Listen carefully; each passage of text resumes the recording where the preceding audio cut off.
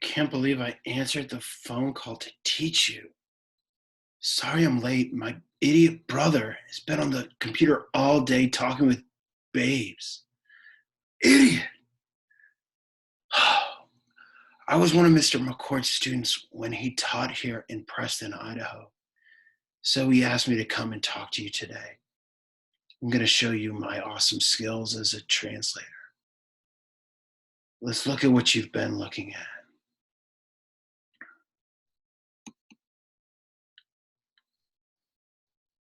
So a leader from the synagogue had come and talked to Jesus about his daughter being sick. And then this woman touched Jesus. Gosh, as if he wants to be touched all the time. I've been outside all day working with chickens and their sharp talons.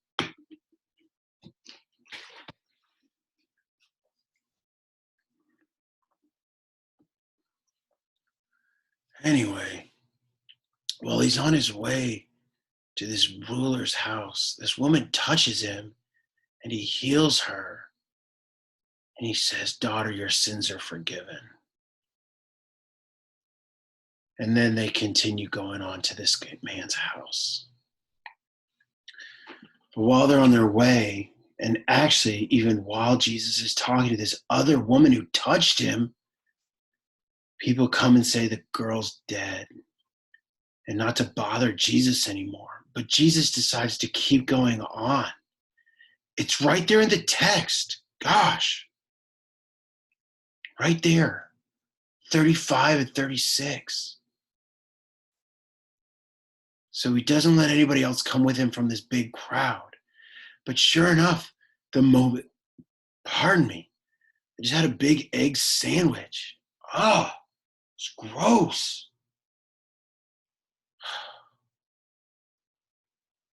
So Jesus doesn't let anyone from the crowd come with him except Peter and Jacob and John, the brother of Jacob. My brother's a jerk. Eat all the chips, Kip.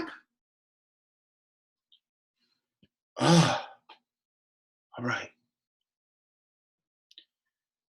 So then we have a historical present to start off verse 38. They come into the house of the ruler of the synagogue ruler, and he sees a riot.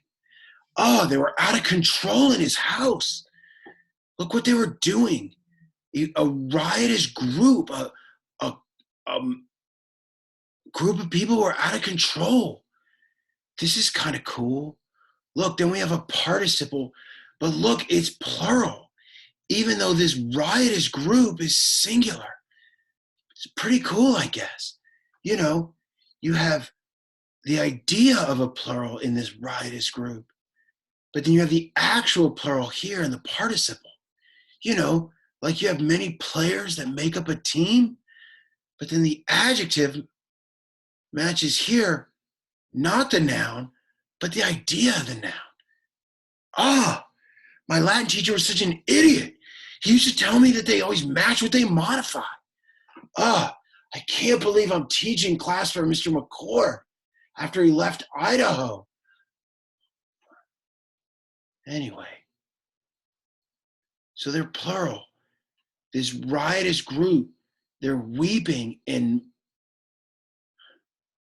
making crazy noises. It's kind of a crazy noise. I don't want to make it, but it's what's called an onomatopoeia. Yeah. It's the worst day ever. Anyway, this is an onomatopoeia, which means it sounds like what it is. So they're lululuntes. They're out of control. Like the chickens with their large talons. Anyway, they're crying and ululunting much, multum. And he went in, said to them. In English, we probably say he went in and said to them, but that's not how the Latin's worded. If you have any kind of skills, you can see that's the case. If you can't see that's the case, you clearly need to work on your Latin skills. All right. So he went in and said, why are you rioting and weeping? Turbomony is a verbal form of turbi, crowd. He's trying to say, why are you so out of control? You're being crazy. Ugh. Then he says, look, it says the girl is not dead, but she's sleeping. What is he, an idiot? But rather, they're the idiots because look, they laugh at him. They scorn him. I don't get it. Don't they know Jesus has all kinds of skills, like healing people's skills and storm stilling skills and all kinds of skills? And then they laugh at him. Why'd they go to him in the first place if they were just going to laugh when he said that she was sleeping? And he implying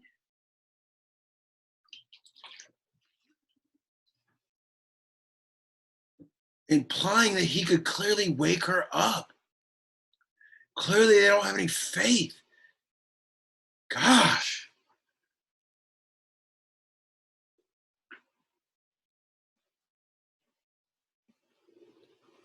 So look what Jesus does. So they laughed at him.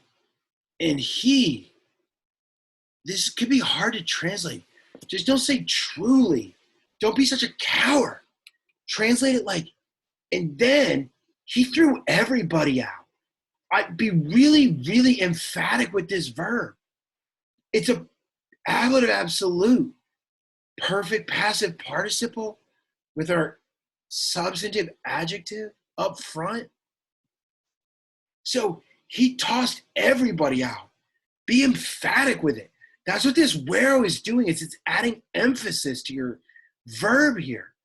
So after he had thrown everyone out, he picked up the father and the mother of the girl and who were with him. That is, he took them up. It seems like maybe she's laying in like an upstairs room. Why am I wasting all my time on Latin? This is the worst day ever. I should be doing my drawings. This is the one I had been working on. It's a tunicorn, half Chewbacca, half unicorn. It has the magical properties of a unicorn's bottom and all the abilities of Chewbacca's top. So it can fly with its unicorn abilities, but then it could rip your arms off with its Chewbacca abilities. It's pretty good, I guess. I've done better. I haven't added all the shading to his lip that I want to. But instead, I've got to teach you Latin. Oh, it's the worst ever.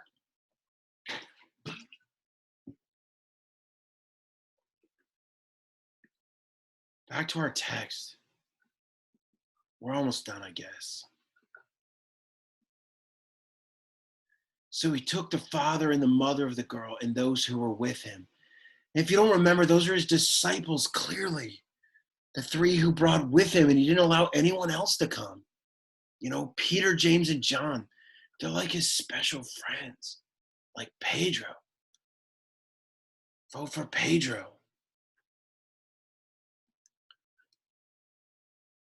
And holding the girl's hand, he said to her, Talita Kumi, which is translated, girl, I say to you, get up. If you don't know your Aramaic, you're not going to be able to translate that. So Mark helped you out because he clearly assumes you don't know Aramaic. Idiots. Talita Kumi is a little girl, Talita, and then Kumi is an imperative. Kum, but Kumi in the Aramaic.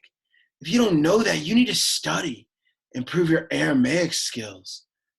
But Mark assumes you don't know anything, so he translates it in the Greek, and Jerome translates it in the Latin. Gosh. And immediately the girl got up and was walking. Whoa, he heals her super fast. We see his healing skills again. And she was of 12 years. I think recently in this passage we were hearing about 12 years also. Maybe there's a theme or some kind of repeated idea that Jesus is healing 12-year-old issues here. Oh, having 18-year-old issues with my uncle, he's the worst.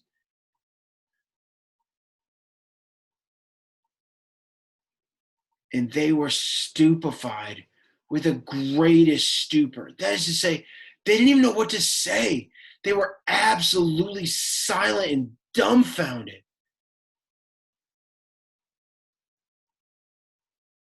And he commanded them strongly.